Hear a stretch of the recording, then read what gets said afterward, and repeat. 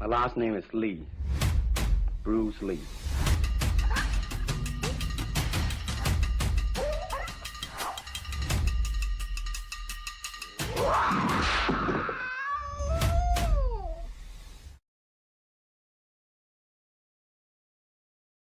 En la vasta historia del cine de artes marciales, hay nombres que brillan bajo los reflectores, y otros que, desde las sombras, moldearon ese brillo. Esta es la historia de An Jin-chie, un hombre cuya vida fue tan intensa como las coreografías que diseñó. Nacido en 1927 en la provincia china de Shandong, su destino parecía trazado desde muy temprano. A los 3 años, su familia lo llevó a Pekín, y a los 9 ingresó a la exigente disciplina de la ópera de Pekín.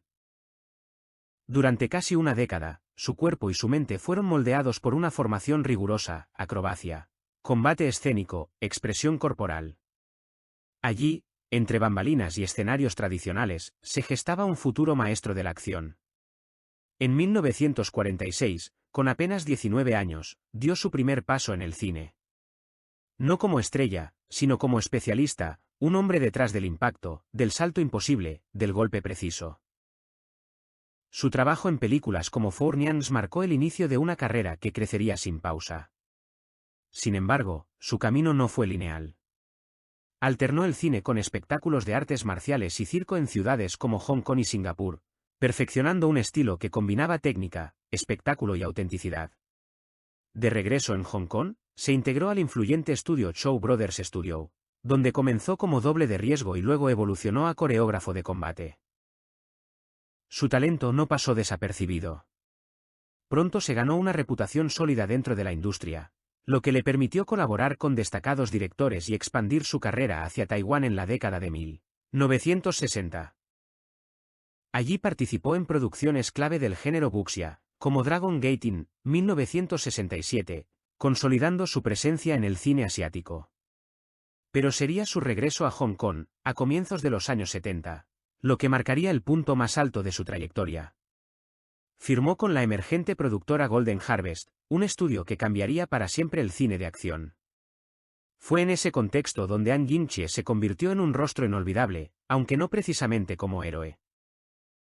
Su físico imponente y su dominio marcial lo llevaron a especializarse en papeles de villano.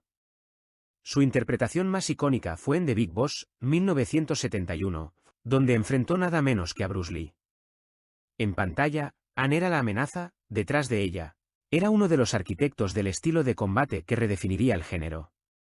También participó en Fist of Fury, 1972, otra obra fundamental, donde su experiencia como director de artes marciales aportó realismo y potencia a cada enfrentamiento. Su trabajo no solo era técnico, era narrativo. Cada golpe contaba una historia. Pero An no se conformó con estar frente a la cámara. En 1972 dio el salto a la dirección, con películas como Dragon Sourwind y Poison Spider. Era la evolución natural de alguien que entendía el cine de acción desde todos sus ángulos, intérprete, coreógrafo y creador. Durante los años 80, su presencia en el cine comenzó a disminuir. Las nuevas generaciones tomaban el relevo, y An aparecía solo ocasionalmente, como una figura respetada, casi legendaria. Su legado, sin embargo, ya estaba asegurado. Murió en Hong Kong a principios de los años 90, tras luchar contra el cáncer. Tenía poco más de 60 años. Pero su historia no terminó ahí. Porque en cada escena de combate perfectamente coreografiada, en cada villano que impone respeto, en cada salto que desafía la gravedad, aún vive la huella de An Jin-chie.